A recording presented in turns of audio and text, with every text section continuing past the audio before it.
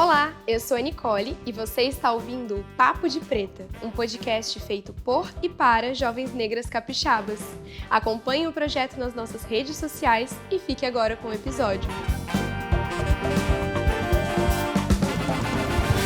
Olá, eu sou a Nicole Credidio, jornalista, produtora cultural e agora podcaster. A gente está começando mais uma temporada do Papo de Preta, esse podcast que é feito para você, jovem negra capixaba. E nesse primeiro episódio da segunda temporada, a gente vai falar sobre um tema muito importante, que é mulheres negras na política. E para isso, eu tenho aqui uma convidada muito especial, Ana Paula Rocha.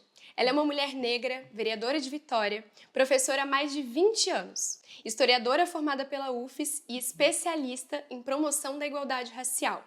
Filiada ao PSOL desde 2005, em 2025 foi eleita vereadora de Vitória com 2.670 votos. O seu mandato é comprometido com a promoção da igualdade social. Olá, olha, muito obrigada pelo convite, estou muito feliz de estar aqui e vamos falar um pouco aí do que é ser mulher preta na política. Que é um tema muito importante, né? Para começar, eu queria saber como foi para você se encontrar nesse espaço, porque é um espaço muito improvável para nós, mulheres negras. Olha, falar um pouco sobre a minha trajetória na política às vezes é até difícil, porque eu posso dizer que, na verdade, eu sempre estive na política, entendeu?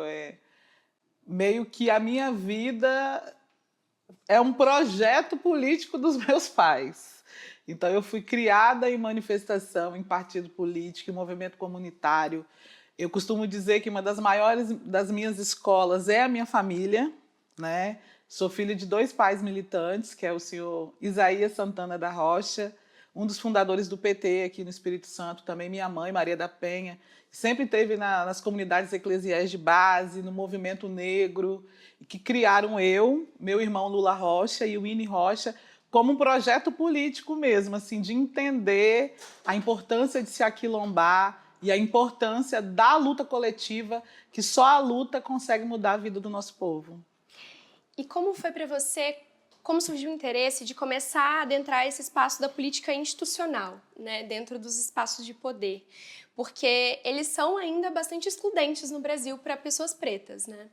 Então, eu venho dessa trajetória de movimento social, do movimento negro, também do movimento estudantil, né? Fui do Centro Acadêmico Livre de História, do DCE, e desde os tempos de DCE, as pessoas já falavam, nossa, quando você vai ser candidata? E eu falava, calma, calma que uma hora vai. Eu posso dizer que demorou mais de 20 anos para eu tomar a decisão de ser candidata. Mas eu entendo que todos esses espaços anteriores já eram espaços políticos, né? Agora, a decisão de tomar, de se candidatar também na institucionalidade, também tem a ver com uma leitura do momento histórico, entendeu? Muitas das vezes, mesmo os espaços progressistas, era muito difícil de nós, mulheres negras, apesar de estar tocando as lutas, de estar construindo os movimentos sociais, os partidos, os movimentos comunitários nos territórios, na hora do cargo eletivo a gente não era lembrada ou entrava como um peso, né? Não como uma candidatura viável, vamos dizer assim. Então, a gente construiu também essa trajetória de luta por mais financiamento para candidaturas negras, de mais engajamento também coletivo das mulheres negras, também no entendimento da importância de ocupar esse espaço. Então, eu entendo essa candidatura como um desaguar de águas de várias mulheres que vieram antes de mim e que, nesse momento histórico, a gente vê aí cada vez mais mulheres chegando. A gente quer mais, mas a gente vê cada vez mais mulheres chegando. E esse processo, essa mudança, que é lenta, que tem acontecido na política, de se tornar mais preta, de empretecer, né? Você acredita que ela impacta diretamente na vida da população preta? Ai, com certeza, né? Eu acho que, inclusive, é uma das coisas que me motiva mesmo, porque uma das coisas que a gente debateu muito no processo foi a importância de colocar mulheres negras em espaços de decisão. E aí, quando a gente fala em espaços de decisão, pode ser na ciência, no jornalismo, né? Na produção cultural e nos espaços de poder também, né? A gente precisa estar nos espaços que decidem para onde vai o dinheiro, como serão as políticas, e na própria justiça também, né? A gente acredita que quanto mais mulheres negras nesse espaço, mais condições a gente tem de trazer as nossas demandas e de não ser apenas público-alvo de políticas sociais, né? Porque quando a gente vai olhar nos territórios, quem está resolvendo os problemas diários ali da sobrevivência e também criando soluções na cultura são mulheres, e a maioria mulheres negras, né? A gente pode falar da pandemia, que quem organizou primeiro para matar a fome do povo foram as mulheres negras em seus territórios.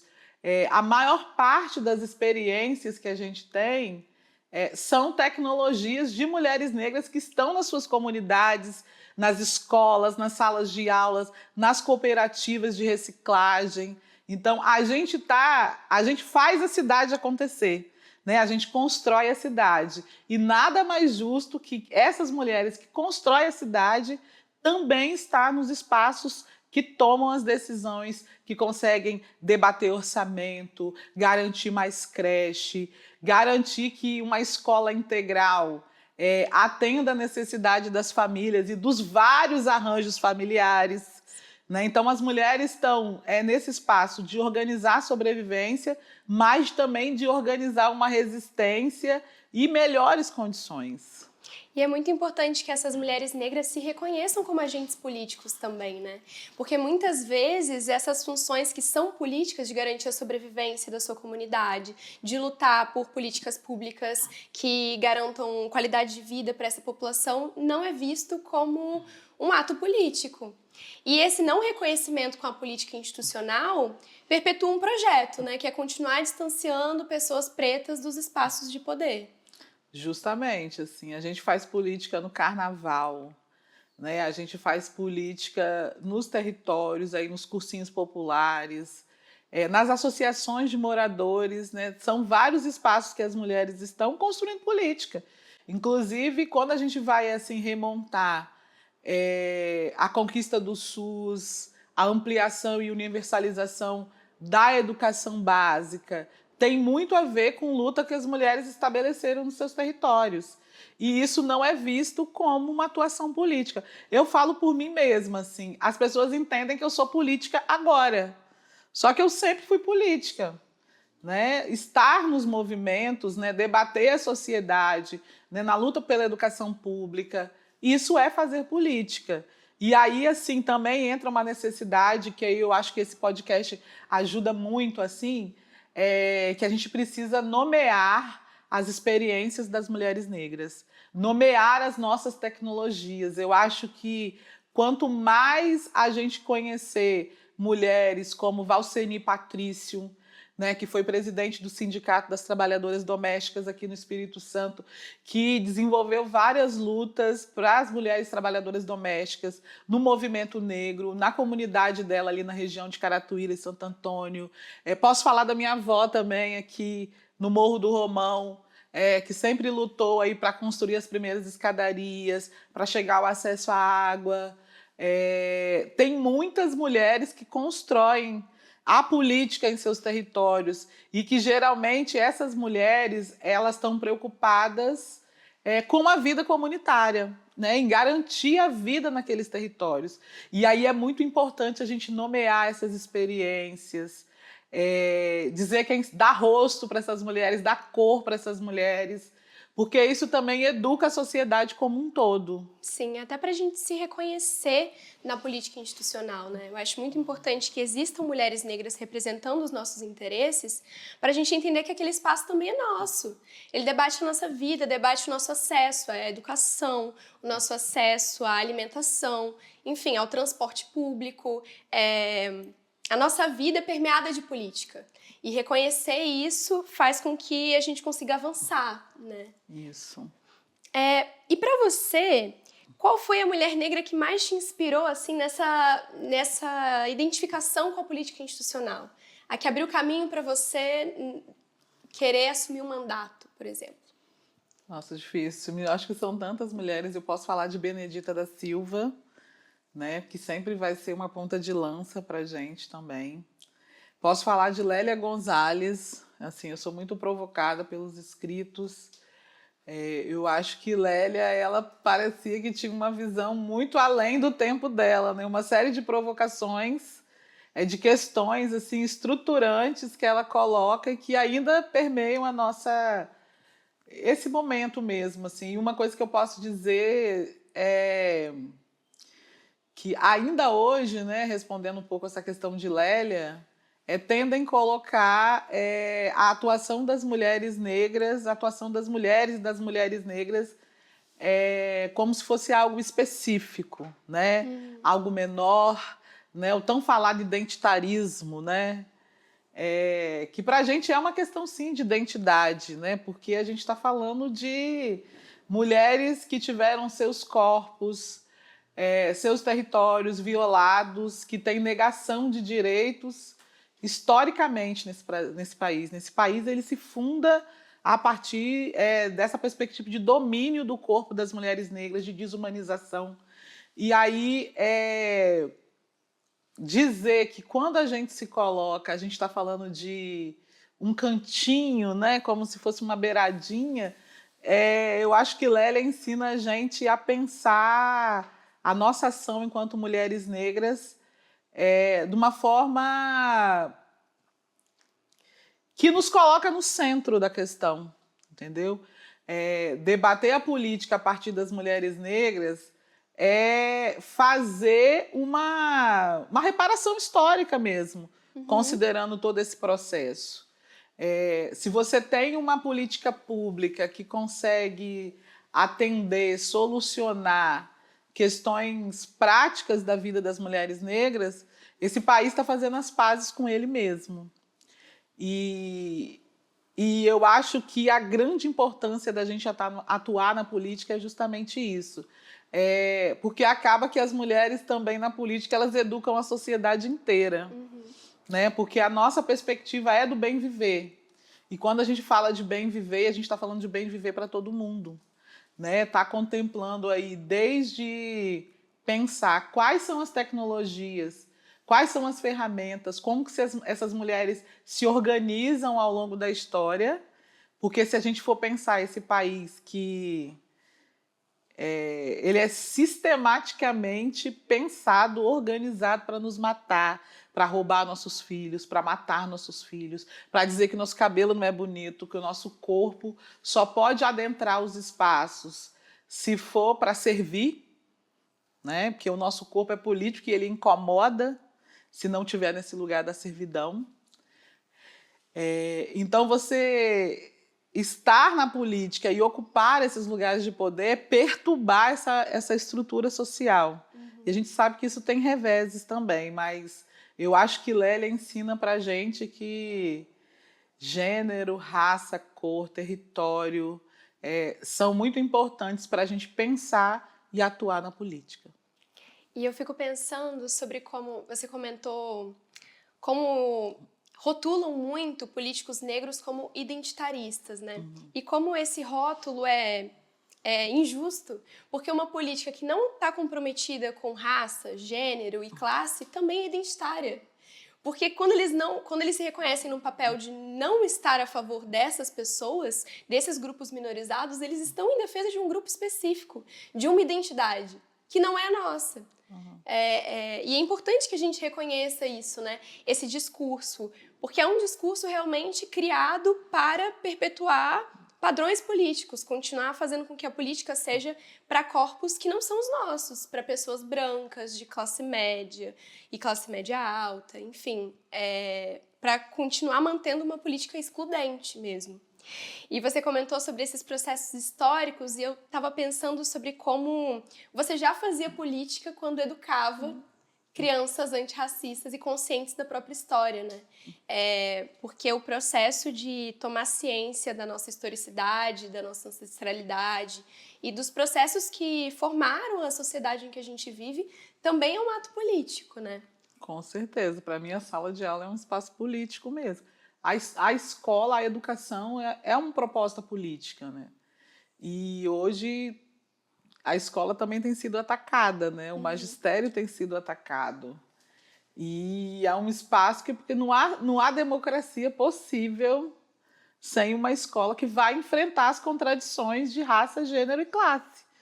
Né? E para mim a escola é um lugar privilegiado para isso. Eu queria comentar mais uma coisinha que você falou do identitarismo, porque não tem nada mais identitário do que um congresso majoritariamente composto por homens brancos, héteros e cristãos, decidindo sobre o útero das mulheres, né? Sobre se a gente vai ter casa ou não. Isso é identitarismo, só que eles se colocam como a norma.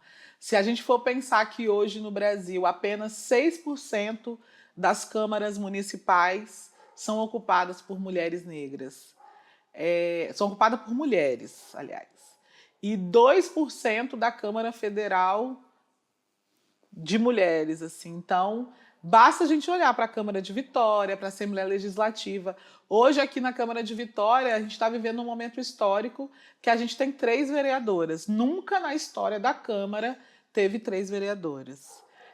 Na Assembleia também me parece que deu uma crescida, mas ainda é pouco. Né? Se a gente olhar que 52% da população brasileira é composta por mulheres, 28% de mulheres negras.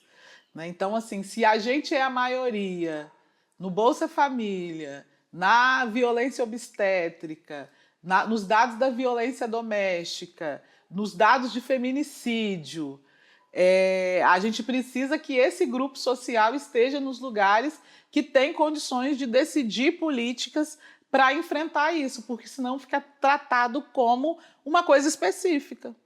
Né? E aí é um problema de humanidade, né? Como uma sociedade que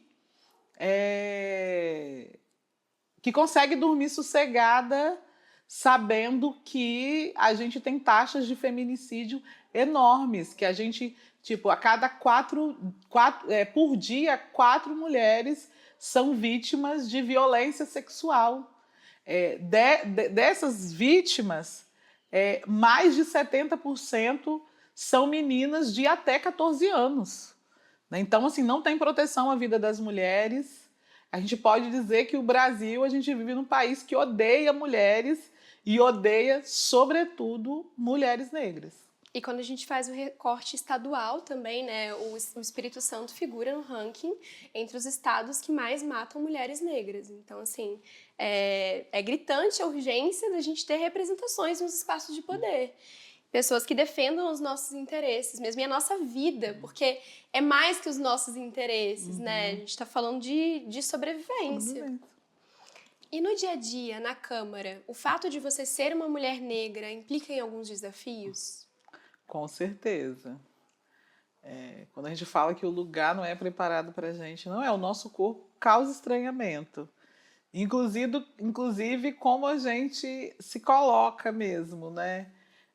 Os vereadores homens, eles gritam, eles batem na mesa, e isso não é um problema. Agora, qualquer emoção que eu esboçar, eu sou a barraqueira, descontrolada. Inclusive, eu fiz um debate sobre isso, porque a Lélia Gonzalez fala que a nossa emoção também é uma episteme.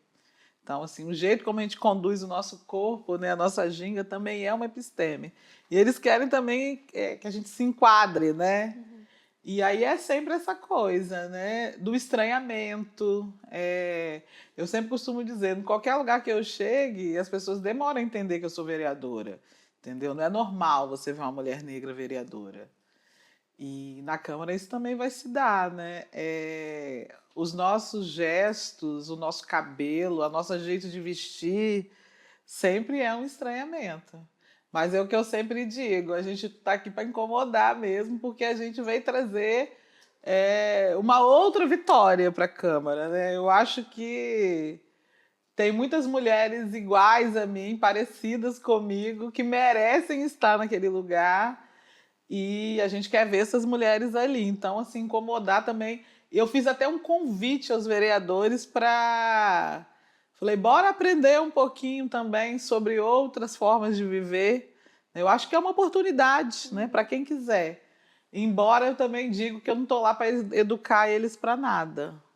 Né, que eu estou lá para ser Ana Paula, uma vereadora, mulher negra, professora, que vai colocar dendê, que vai colocar vontade, porque é essa forma também, esse jeito que nos constitui, né? Sim. E você nota que existem diferenças entre os momentos em que você é atingida pela misoginia, pelo machismo estrutural e os momentos em que você é atingida pelo racismo? Ou é sempre um misto dessas duas coisas que te atravessam nesses espaços? Eu acho que é tudo muito misturado, assim. Acaba que muitas vezes o machismo aparece mais, né? Mas para mim o racismo não tem como separar, sabe? Essa coisa de chamar a gente de descontrolada. Geralmente mulheres brancas eles chamam de histéricas. Mulheres negras são descontroladas, barraqueiras. Tem também a coisa de que a nossa eficiência está sempre colocada em questão. Não é? Homens brancos, medíocres, podem tudo. Né? Mulheres negras têm que ficar testando, não tem currículo, não tem experiência que seja suficiente para atestar um selo de joinha. E isso se reflete nos comportamentos, nas falas, na forma de tratar. E essa é uma dificuldade mesmo do parlamento, a qual a gente tem que lidar, enfrentar. Tem hora que é muito violento mesmo, assim. Mas uma das coisas que tem me dado força, né, no sentido desse caminhar, eu acho que primeiro é essa trajetória mesmo de experiência nos movimentos, né, de estar sempre aí nesses espaços de debate e aprendendo mesmo que a gente tem que se colocar. A nossa alegria também, porque eu não topo nada triste, gente. Para mim, a alegria também é política, o nosso afeto é político. Então, onde eu estiver, eu falo que a gente faz política com tambor, com carnaval, com cultura. E é isso que a gente tem trazido um pouco para a Câmara também, de sempre trazer quem anda com a gente, né? De estar junto. Eu acho que é isso. Por isso que a gente colocou até o nome da nossa mandata de Ocupação Lula Rocha, que é uma saudação ao meu irmão Lula Rocha, mas no sentido de que a gente está ocupando um lugar que é nosso. E a gente vai ocupar com tudo que a gente é, com a nossa cor, com o nosso black power, com tambor, com gente, com povo dentro da Câmara. É muito esse lugar. E uma das coisas que tem fortalecido a gente é justamente isso. E olhar também para as meninas e mulheres que sentiram que essa eleição, essa vitória, foi uma vitória de todas as mulheres e de todas as meninas, entendeu? Assim, delas, do quanto elas se inspiram, não numa inspiração etérea, mas no sentido do ser possível, do celebrar junto, de topar tocar aquilo ali junto, entendeu? Assim, então, isso que nos dá muita força. E eu gosto muito de caminhar pela cidade, de ouvir esses apontamentos, porque isso também ajuda a gente a seguir firme mesmo, porque não é um espaço de vaidade, entendeu? Para mim é uma tarefa política, para mim estar ali é uma tarefa política e é um compromisso que eu assumi com a cidade a partir dessa nossa trajetória. Eu costumo dizer que quem votou nessa candidatura, quem construiu com a gente, de certa forma, sabe muito bem o que esperar, né? Porque a nossa perspectiva é uma perspectiva de luta, de enfrentamento, de gerar incômodo mesmo, mas também com um sorriso no rosto. Porque a nossa alegria é política e, assim, é uma coisa que eu não quero, que para mim é um compromisso que eu tenho comigo, de não deixar o fato de eu estar nesse espaço de parlamentar, que é um espaço de ataques, de violência política de gênero e raça, né, que a gente tem colocado aí uma série de projetos, uma série de questões, de não deixar esse lugar me entristecer. E para isso não acontecer, a gente precisa estar em bando, né, em muitas. E também essa experiência de, nesse momento histórico, ver várias mulheres negras sendo eleitas, eu tenho várias amigas parlamentares no Brasil todo. E isso é muito bom, porque eu tenho outras mulheres negras para trocar, para conversar, para falar dos desafios. Posso citar aqui várias, e logo depois que a gente passou todo o processo junto, sabe? Da construção das candidaturas. Fomos eleitas, nem todas foram eleitas, mas até as que não foram eleitas também estão contidas nesse processo. E caminhar, às vezes, quando a gente está juntas, assim, a gente caminhando, várias vereadoras, a gente olha, assim, sabe, várias mulheres negras, muito massa, todas vereadoras, a gente olha, assim, é muito bom, assim, é muito bom. É ver mudança na prática acontecendo, né? Você comentou sobre não deixar de sorrir, né? Apesar dos desafios que esse espaço coloca. E eu pensei sobre como um corpo preto que sorri é revolucionário. Com certeza. Em uma realidade que querem nos exterminar, continuar de pé e sorrindo é realmente um grande enfrentamento, né? À estrutura. E você comentou sobre essas mulheres negras e eu ia perguntar justamente sobre isso, assim. Como é, assim, esse processo de união? Você acha que esse aquilombamento acontece por uma partilha de experiências também? Mas, além da experiência política, você acha que acontece também um processo de identificação? Vocês se reconhecem como iguais nesse processo? Muito, assim. Porque como o racismo, o machismo são estruturais, por mais que cada sujeito, né, tem um jeito, tem a forma como ele vai, né, violentando a gente, tem muitas semelhanças. E trocar sobre isso é muito bom, assim, a gente se identifica muito, há uma troca de experiência e também eu acho que a gente precisa entender que existe um projeto político das mulheres negras em curso. Né? Existe um projeto político das mulheres negras em curso que passa por organização em vários espaços, que passa por essa solidariedade para conquistar esses espaços e se manter também, porque também não é só conquistar. Ganhar a eleição é difícil, mas ocupar o lugar também é difícil. E quanto mais a gente consegue criar estratégias coletivas, eu mesmo faço parte de várias organizações que são voltadas para isso, né, para a organização das mulheres negras. A gente está aí na construção da segunda Marcha Nacional das Mulheres Negras, que a gente pretende juntar 1 milhão de mulheres negras em Brasília em novembro. Aqui no Espírito Santo tem o núcleo impulsor da marcha. Eu posso até depois deixar o Instagram. E pode acompanhar o meu também, que tudo a gente vai informando lá. E essa perspectiva do bem viver mesmo, né? De pensar como o afeto também é político. Porque boa parte também dessa coisa de empurrar as mulheres para os lugares políticos que não sejam de decisão tem a ver por uma hierarquia que coloca a política como um espaço extremamente racional e as mulheres como não são pessoas da razão, né? São emotivas, são incapazes, só podem fazer a secretaria e não podem ocupar as presidências. E eu acho que a nossa resposta tem que ser não assumindo essa racionalidade masculina opressora, mas justamente pensar como os nossos afetos também são políticos, como o nosso cuidado, como outras formas de fazer política que sejam em roda, né? que tenham estruturas mais coletivas, que consigam pensar de forma mais total e pensar também como é que a gente chega juntas, né?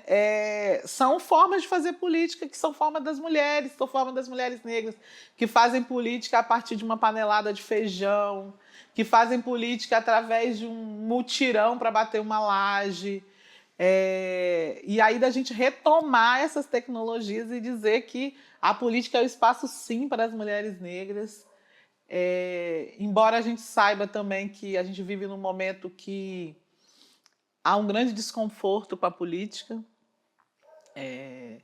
e que a extrema-direita, né, a gente vem aí pós-golpe de um governo assumidamente racista, misógino, que negligenciou a nossa vida na pandemia, que atingiu, sobretudo, os aparatos que a gente lutou historicamente para garantir políticas públicas para as mulheres, para garantir financiamento público para a educação.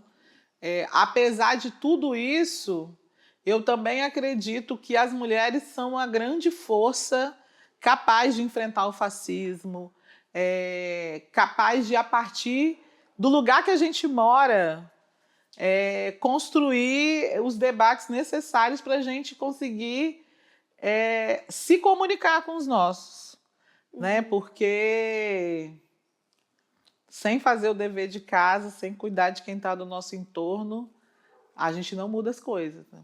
A coletividade é o único caminho possível, né, para a gente reagir a esse cenário que a gente sabe que é difícil, que coloca muitos obstáculos para nós, com revolta, né? Que a revolta faça com que a gente se organize, não se entristeça, não desista do caminho, que a gente sabe que é um caminho longo, mas que está sendo construído. Eu acho que isso gera muita esperança, né? A gente não está parado, as mulheres negras estão construindo outros futuros possíveis para o país e para nós mesmas, assim. E você comentou sobre a coletividade, e eu acho que retomar não só o afeto, mas a ancestralidade é muito importante nesse sentido, né? Porque o povo preto constrói de forma coletiva, realmente. E como que você retoma a sua ancestralidade no seu dia a dia, no fazer da política ali? Então, nossa, muito bom isso. Uma das coisas que eu sempre gostava de falar na sala de aula, que eu falei aqui de forma difusa e não explicitei muito, que quando a gente fala a questão do corpo, né, a gente fala, tô falando de corpo, e tem uma coisa que eu gosto sempre de dizer, que tem uma diferença, né, de uma racionalidade cartesiana para como a gente organiza o corpo e a vida a partir da ancestralidade, da experiência afro-brasileira. Porque para a gente o corpo ele está vivo e ele está presente em tudo que a gente faz. Muitas vezes na escola a lógica você aprisiona o seu corpo, então você senta, fica parado para sua mente trabalhar. Então você opõe mente e corpo. E justamente o que as crianças gostam é a educação física, é onde tem o movimento, porque ali ela consegue, né, aliar corpo e mente de forma não separada. E eu acho que uma das grandes coisas que a gente precisa pensar nesse momento é isso. Como a gente bebe das ancestralidades africanas e indígenas para enfrentar a crise climática, para enfrentar a crise da democracia. Eu acho que várias soluções passam por aí. Eu venho de uma família negra aquilombada, que sempre prezou muito numa perspectiva coletiva mesmo, assim, de que organizando, lutando que a gente conquista, né, de forma coletiva. E eu, cada vez mais eu sinto a minha ancestralidade. Eu fui criada na Igreja Católica e fui me aproximando, né, das religiões de matriz africana. Cada vez mais estou vivendo essa aproximação. Primeiro, uma aproximação mais do conhecer. Hoje eu posso dizer que eu já sinto no meu corpo assim e consigo identificar. E com a passagem do meu irmão Lula Rocha, acaba que isso me trouxe muito também. muitas aproximações.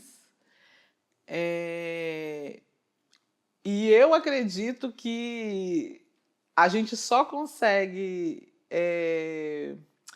eu acredito que o povo negro só não foi dizimado no Brasil por causa da nossa espiritualidade, né? Porque a gente conseguiu, ao longo dessa história, tipo assim, tudo contra a gente, né? Querendo nos matar de N formas em vários momentos da história. E a gente conseguiu, num diálogo com os povos originários, entender qual é o lugar que tinha água, onde é a mata que tinha tal coisa, qual era a erva. E a partir disso, a gente foi construindo as redes sociais, quilombos, condições de vida, terreiros, que ainda estão presentes hoje. E que é essa ancestralidade, que é uma ancestralidade que é espiritual, mas também tem uma experiência prática, tem uma tecnologia que nos faz caminhar até hoje. Assim. E eu reivindico isso, me alimento, porque é isso. Quando a gente fala que política é afeto, política é a roda, política é a comida, outras formas da gente vivenciar a política tem a ver também com essa ancestralidade, que nos alimenta mesmo, assim, que nos dá um caminho. Então você acha que o futuro é muito mais ancestral do que tecnológico? Para mim, a ancestralidade é tecnológica. Eu não consigo separar isso, entendeu? Inclusive, tem vários estudos aí que analisam como as linguagens de programação têm a ver, por exemplo, com Ifá. Então, assim, se a gente for futucar, tem uma base aí do continente africano que inclusive é hackeada para outras pessoas ganharem dinheiro. E é isso, porque tecnologia é tudo. Se você depende da caça... eu sou muito historiadora. Se você depende da caça para sobreviver, uma lança é uma tecnologia. Entendeu? Assim, e a grande questão aí, pensando em Big Techs e tudo isso, é um outro debate necessário em termos de debater poder, em termos de debater ocupação dos espaços políticos, economia informacional. É um outro debate que nós, mulheres negras, também precisamos dominar, né? No cenário de IA. Tem várias iniciativas também nesse sentido, que a gente quer ver mulheres na ciência, e não a serviço do capital, né? Porque a tecnologia ela pode ser muito boa, mas também ela pode nos aprisionar, né? Com certeza. A ancestralidade em si é uma tecnologia de sobrevivência, Com né? certeza. E falando sobre futuro, quais direitos você pensa que são mais urgentes que a gente garanta ou que a gente conquiste enquanto mulheres negras? Olha, eu vou falar de uma forma, assim, eu acho que uma coisa objetiva, né? Eu acho que um direito que precisa ser garantido na questão da renda, né? Hoje ainda nós somos ali a base da pirâmide no acesso à renda, e o acesso à renda está ligado a vários outros direitos, né?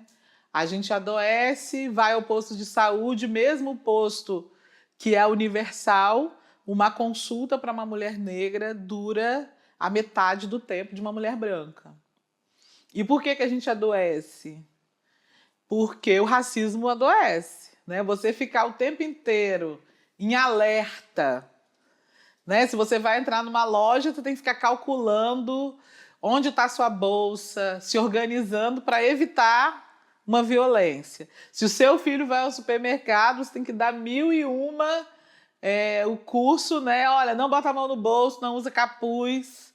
Você fica com medo dele sofrer violência no supermercado, ser morto no supermercado. Você fica com medo dele ser morto voltando com pão para tomar um café da tarde, ser morto pela polícia. Então, assim, é difícil você falar de um direito, mas acho que questão de geração de renda, questão de enfrentamento ao racismo na saúde, né? E também na política de cuidado.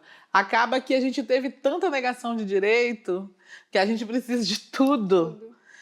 Tudo para a gente ainda é muito difícil, ter acesso à educação, ter acesso à saúde. Mesmo que o posto de saúde esteja lá na quebrada, para a gente ainda é difícil. Na própria educação mesmo, né? E ter a escola, mas não ter a creche, né? Você ter o emprego, mas não ter o ônibus para você chegar e voltar. Então, por isso que a gente fala que fazer uma cidade para as mulheres é melhor para todo mundo. Porque se você garante creche, escola, saneamento básico, mobilidade urbana, você está cuidando de toda a cidade, você está dando condições às mulheres. Então é difícil a gente falar de um direito só. É muito difícil. Você acredita que o reconhecimento do cuidado como um trabalho também passa por isso? Com certeza. Porque as mulheres negras acabam tendo infinitas jornadas dentro do seu dia, né? Não só a jornada de trabalho, mas a maternidade, muitas vezes o cuidado com os mais velhos, o cuidado com a família, enfim. Então, e aí tem muitos debates que a gente faz na política que a gente não consegue tocar as pessoas, né? A gente faz o debate sobre a reforma da Previdência, sobre a reforma administrativa, e tudo isso vai incidir na vida dessas mulheres. Porque economia do cuidado, política do cuidado, inclusive a gente acabou de aprovar uma lei nacional, né? A Thalíria conseguiu aprovar uma lei nacional e a Érica Hilton também aprovou agora sobre mães cientistas, né? Que foi bem bacana. E aí tudo isso vai incidir na vida das mulheres, né? Porque você faz a reforma da Previdência, você diminui a garantia de benefícios, a garantia da seguridade, você retira dinheiro do SUS, vai implicar na vida das mulheres também. Então, a política do cuidado está justamente na contramão do que a gente tem visto, que é uma desobrigação do Estado na garantia de direitos básicos. E aí a nossa grande tarefa é conseguir trazer todas essas mulheres para essa luta. Entendeu? Que não seja uma luta etérea, mas que a gente consiga identificar ali onde a gente mora. Olha, se o Congresso vota assim, vai interferir aqui no posto de saúde, na escola. Porque, por exemplo, se a gente olha para o Espírito Santo, né? O Espírito Santo vota muito mal para deputado federal, estadual, nas câmaras também, né? Vota para deputados e homens que falam que defendem a família. E eu sempre pergunto, que família é essa? Porque é a família do comercial de margarina. Porque a família que eu conheço é uma mãe preta sozinha cuidando dos seus filhos. Ou uma avó, ou uma mãe e uma avó, né? Muitas das vezes é isso. E quando a gente olha até os dados mesmo, não é só uma percepção, a gente está falando de dados, né? Os lares que mais têm dificuldade de seguridade alimentar são lares chefiados por mulheres negras. Então, assim, é urgente que isso seja uma demanda política. E muitas vezes isso geralmente só é uma demanda política quando a gente vê mulheres negras nos espaços de decisão política. E qual você acha que é o caminho que as mulheres que estão nos ouvindo podem percorrer para se informar, se inteirar, se engajar politicamente? Então, assim, tem muitas possibilidades, né? Eu acho que tem muitos coletivos de território, as associações de moradores, a gente tem a própria Marcha das Mulheres Negras. Eu estava até lembrando quando vocês convidaram, porque eu faço parte de uma entidade do movimento negro que se chama Círculo Palmarino, e uma das atividades que a gente faz é o Papo de Pretas. A gente faz desde 2018. E é um espaço de autocuidado que a gente debate política com as mulheres, mas dentro dessa lógica aí também, que o afeto, o autocuidado, trazendo informação de serviços, que é bacana também. E eu acho assim, você não precisa, às vezes, nem procurar muito longe. Às vezes, no seu bairro, às vezes, se juntar você e suas companheiras, suas primas, suas amigas, identificar quais são as questões que tem no bairro. Mas a gente tem muitos coletivos no Espírito Santo, muitas iniciativas, né? Eu posso falar de mulheres no Islã, de mulheres no grafite. Há pouco tempo também criou uma associação, por exemplo, de juristas negras. As mulheres estão se organizando em várias frentes e formas. Eu acho que é uma saída mesmo, assim, para a gente pensar o nosso território, pensar a política, estar de forma coletiva e disputar mesmo, disputar a sociedade, porque senão o que eles reservam para a gente é a cadeia, o hospício e o caixão. E o que você sente que falta para a juventude se enxergar na política? Olha, eu não sou daquelas pessoas que acham que a juventude está perdida, que... Não, para mim a juventude está fazendo um monte de coisa massa, entendeu? Está fazendo um monte de coisa massa, e a gente vive uma certa virada, né? Tem uma disputa aí em torno da juventude. Você tem a juventude da direita, você tem uma galera disputando a juventude pela direita, né? Seja através aí do YouTube, né? do próprio logaritmo racista, misógino. A gente já viu aí que misoginia monetiza, né? Inclusive, a gente precisa enfrentar isso, né?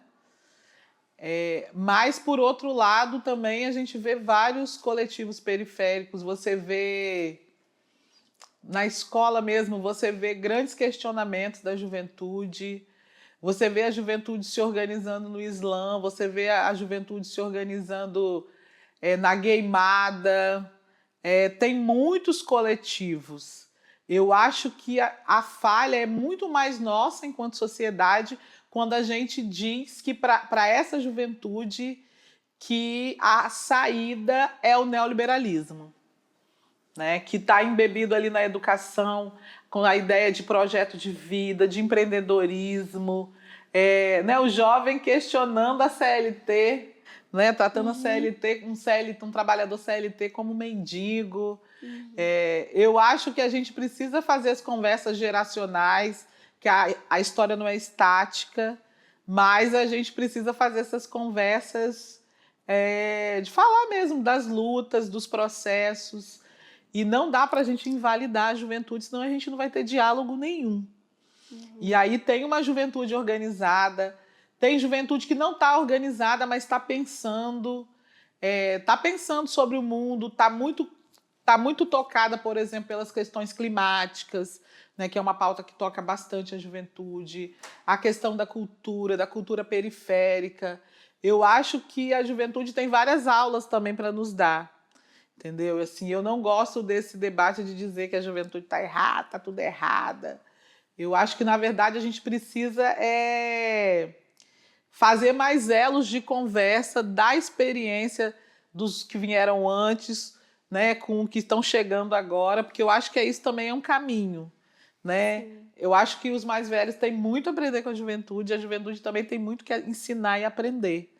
Eu aposto muito nisso também como saída, e eu acho que disputar a juventude é urgente. E a gente pode dizer, né, que, de forma geral, as meninas têm colocado aí uma postura mais progressista, mais preocupada com as questões mais coletivas. A gente também pode, né, localizar isso aí também, essa questão dos meninos acabam indo para um viés mais conservador, como uma reação também, né? Como é que você lida com uma menina com opinião, né, que não está ali dentro do quadradinho? Eu costumo dizer que, para nós, mulheres negras, sempre foi isso, porque nós nunca fomos o padrão, né? Por isso que a gente é chamada de barraqueira, né? Por não se calar.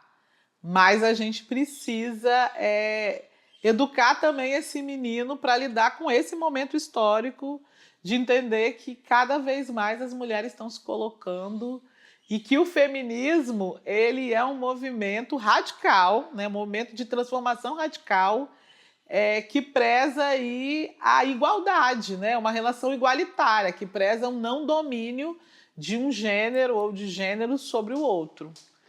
E outra coisa que é importante dizer também é como que a direita tem elegido os direitos das mulheres e do gênero dissidente, aí, das pessoas trans, como um grande inimigo, né, uma saga internacional.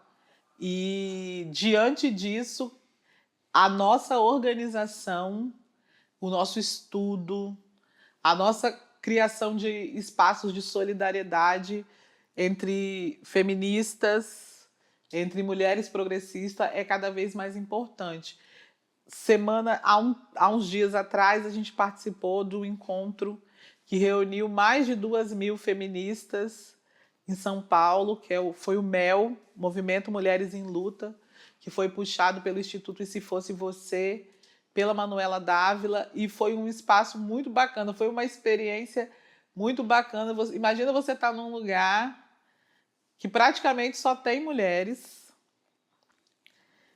e que as mulheres estão ali numa perspectiva de se ouvir, de se acolher e de criar estratégias para enfrentar a crise climática, para enfrentar as mudanças na educação, na comunicação e, sobretudo, para enfrentar a direita fascista. Então, esses espaços também nos alimentam. A gente voltou cheia de ideias, cheia de projetos. Isso é muito bom. E pensando coletivamente esse futuro, quais são os seus planos? Assim, o que você gostaria que acontecesse em um futuro breve, na política e fora dela, para nós? Eu acho assim, uma coisa tangível para mim, assim, eu ficaria muito feliz de ver as câmaras, as assembleias, assim, lotadas de mulheres feministas de luta. Para mim seria uma vitória bacana. Coletivamente também, assim, de pensar no futuro próximo. Tudo que eu quero são coisas que demoram tempo, mas é isso. Assim, hoje eu queria que a gente conseguisse derrotar o fascismo.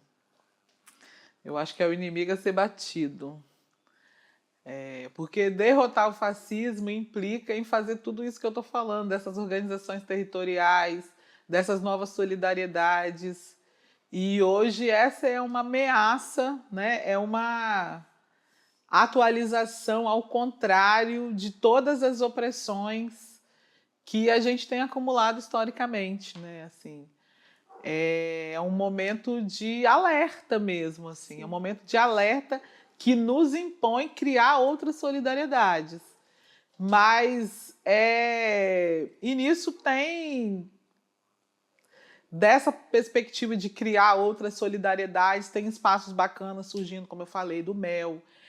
Tem a própria luta aí pelo fim da escala 6x1, eu acho que seria uma coisa bacana também, porque é outra coisa que vai incidir, sobretudo, na vida das mulheres negras, que são a maioria que trabalham na escala 6x1, da juventude negra que trabalha nos shoppings, na juventude LGBTQIAPN+. Quantos jovens que saem de suas cidades e vêm para a capital para trabalhar no shopping, né? Então, lá naquela escala que muitas vezes impede de estudar. Então, assim, conquistar o fim da escala 6x1 seria uma vitória, que a gente está trabalhando, inclusive, nas ruas para isso. E eu acho que o sonho sempre é conseguir transformar, de fato, esse país num país que seja nosso, né? Porque a gente gosta desse lugar, esse país é bom demais, né? A gente... Pô, o Brasil é massa, né? Muito bom. Mas, pô, podia ser sem racismo, sem fascismo, sem machismo. A gente tem uma possibilidade, ensinar para o mundo mesmo, assim, outras formas de relação com a natureza, de pensar da nossa riqueza mesmo, assim. Esse, assim, é o nosso compromisso, né? De ir para a luta, identificar todos os problemas, mas também construir aí outra expectativa mesmo. Assim, eu sou uma pessoa otimista, Eu sou uma pessoa otimista. Para mim, enquanto a gente conseguir fazer, acumular, conversar e seguir, eu estou sempre acreditando. Muito bom. E a gente falava sobre disputar as juventudes. Isso que você falou agora, eu acho que é um ponto muito importante, garantir tempo para a juventude. Porque tempo é tudo que a gente precisa para parar e refletir, né? Muitas vezes eu sinto que o distanciamento da juventude da política, da reflexão sobre a política, do debate, é por uma falta de tempo.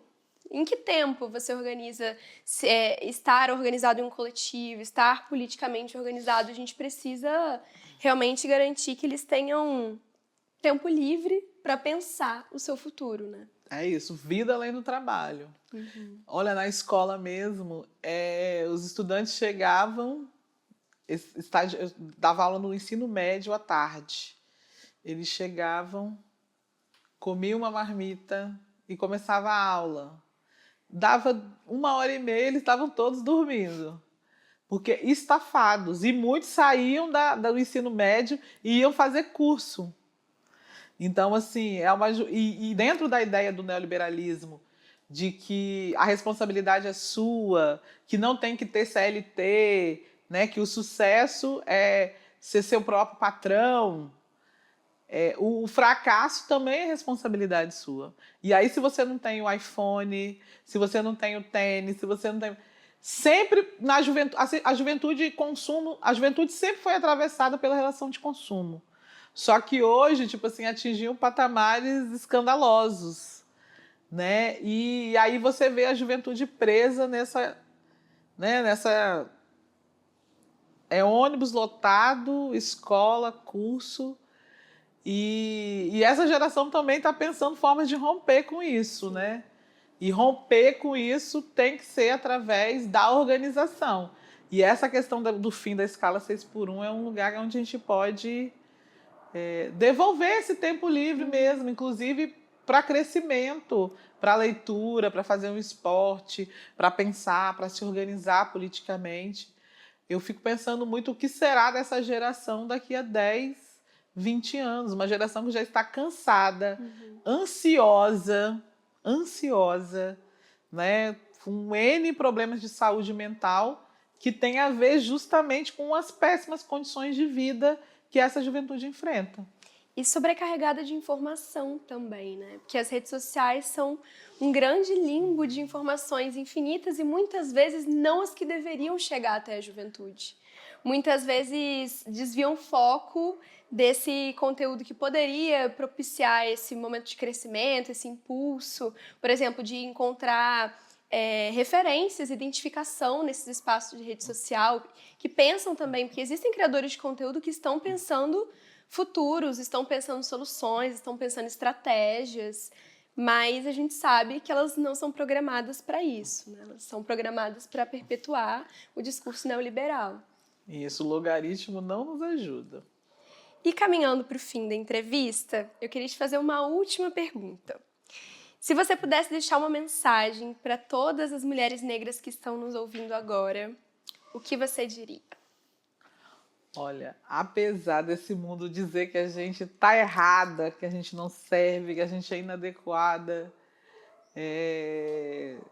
primeiro tome posse de si, né? Se reconheça, se olhe, porque a gente se olhar, se acolher e acolher as nossas é muitas vezes o que nos alimenta para persistir. Então, o meu maior conselho é que vocês acreditem, mas que também se organize, né? Organize sua revolta, organize seu afeto, porque a saída para a gente é realmente nos reconhecer e buscar essas estratégias coletivas de aquilombamento, de pertencimento, em qualquer lugar que a gente está, né? Seja no seu local de trabalho, seja na sua família, na sua rua. E aí a gente vai ampliando esse processo. Procure entender sua história, né? Eu acho que a gente precisa entender a nossa história e e procurar essa felicidade mesmo a partir dessa luta que é constante. Sempre vai ter luta, né? Mas lutar, se organizar e se amar. Perfeito. Queria agradecer pela sua presença, Ana Paula Rocha, e também pela sua luta, que é pela garantia dos direitos de todas nós. Muito obrigada por nos representar tão bem nos espaços que você ocupa. Então, agora chegando ao fim da entrevista, eu gostaria de agradecer pela sua presença, e não só pela participação aqui no podcast, mas também pelas lutas que você empreende em torno dos nossos direitos, das garantias desses direitos. Obrigada por nos representar tão bem nos espaços que você ocupa. Agora eu queria deixar um espaço para você compartilhar as redes, não só as suas redes pessoais, mas também dos movimentos que você quer compartilhar com a juventude que está ouvindo a gente. Eu que agradeço assim, o convite, muito feliz de estar aqui com vocês. Como eu disse, é muito importante a gente nomear mesmo as nossas experiências, as nossas resistências, e eu acho que o podcast está ocupando bem esse espaço. Deixar um convite aqui também para vocês, né? A gente está lá, vereadora na Câmara Municipal de Vitória. Toda segunda, terça e quarta tem sessão em plenário, então quem quiser ir lá para acompanhar, para conhecer também o espaço, a gente recebe. Esse horário é o horário de sessão, para vocês entenderem um pouco a dinâmica. E toda vez que tem gente, nossa, lá a sessão fica melhor. Quando a gente consegue levar povo lá para dentro, porque é a casa do povo, mas nem sempre. O nosso mandato é um mandato de oposição, de esquerda, da uma mulher preta, professora, que estamos lá para construir uma cidade que tem a nossa cara, o nosso corpo, a nossa cor, e conta com a gente aí para essas brigas. Vou aproveitar para deixar aqui meu Instagram, que é apaulapreta50, mas só colocando Ana Paula Rocha também que aparece. Como eu disse, né, a gente está construindo a Marcha das Mulheres Negras também, tem o núcleo estadual da marcha, que é só jogar lá no Instagram também que você consegue encontrar. Também o Círculo Palmarino, e eu falei pouco aqui também, mas eu também sou do bloco Afroquizomba, porque para a gente política também é tambor. E a gente quer ocupar a cidade com a nossa alegria também. A nossa alegria também, como a gente já falou aqui várias vezes, é política. E é mais um espaço aí que a gente constrói. Todas as redes sociais que a Ana Paula Rocha citou vão estar aqui na descrição, independente da plataforma em que você estiver ouvindo a gente. Muito obrigada, Ana Paula, e obrigada a você que está nos ouvindo. O podcast que você acabou de ouvir é uma realização da Secretaria da Cultura, Governo do Estado do Espírito Santo, e conta com recursos da Lei Paulo Gustavo, do Ministério da Cultura, Governo Federal.